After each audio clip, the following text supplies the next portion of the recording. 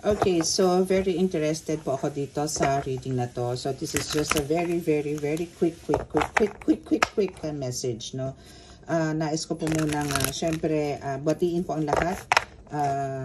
Angels, I mean, this message is kukunin po rin pa rin natin kay God, sa mga angels, archangels, mga divines, Holy Spirits, ancestors, universe, no, elementals, and sa mga animal spirits ninyo.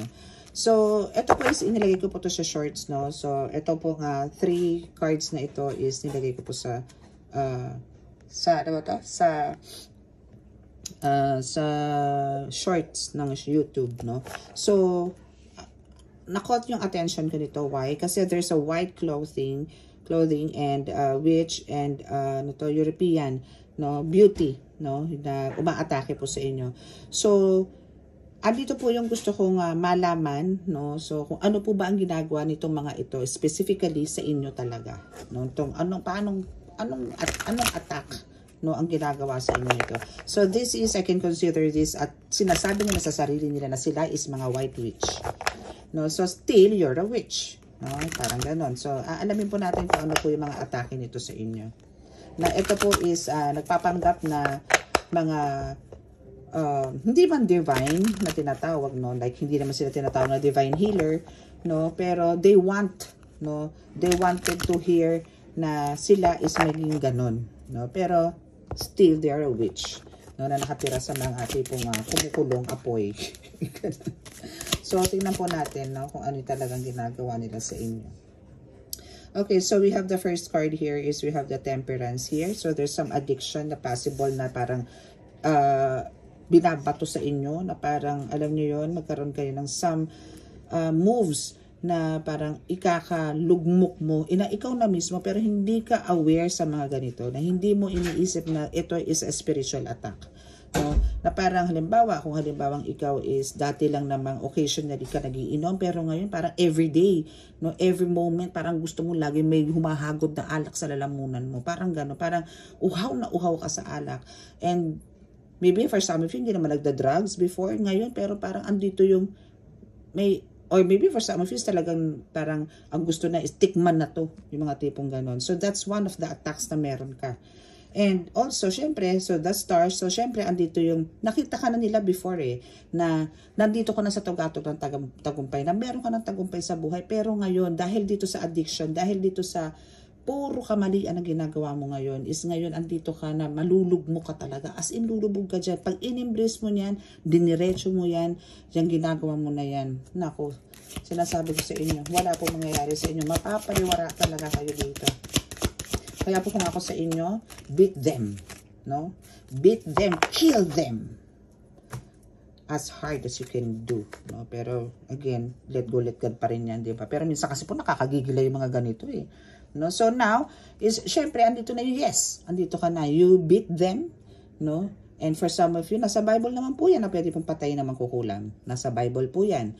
So, pwede, you can kill them, maybe by using some divination tools, maybe meron kang sword, no, spiritually, and you can, ganun, or, ganun, no, for some of them.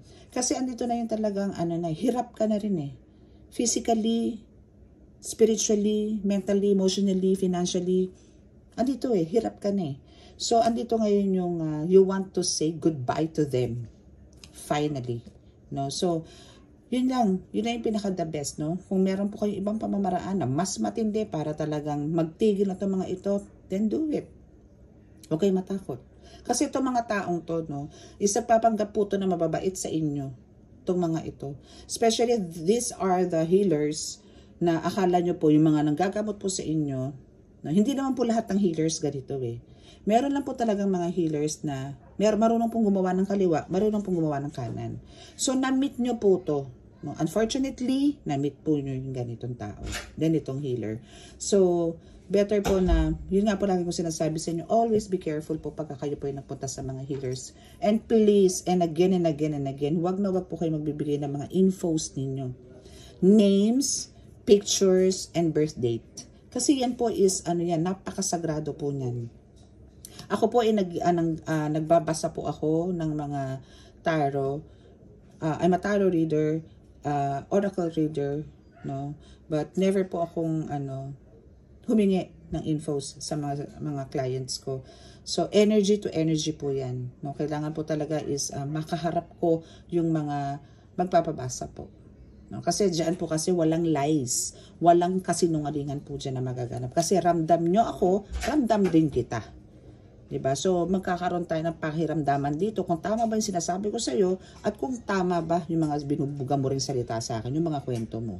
So wala po taguan, no? Unlike po yung kukunin po ang names, no? Then yung manipulahin na po kayo, no? I'm not saying na ganun po lahat, pero meron po talagang iba na gumagawa po ng ganyan, no? So tabi-tabi na lang po sa mga matatamaan, pero wag niyo pong i-claim to kung hindi naman to para sa inyo. Ang sinasabi ko dito is yung sa iba. For some, no, is ganun po ang ginagawa. Okay? So, yun lang po, no? And may mga backfired naman po yan sa mga na umaabuso po talaga ng kakayanan ng gifts na ibinigay po sa amin ng Panginoon. Meron po mga backfired. Meron po talagang hindi man po ngayon nararamdaman niya, pero antayin po, no? Maybe triple ang mangyayari. Okay? So, careful po kayo sa mga ganitong tao, ha? Okay? So, that's all, and God bless. Bye.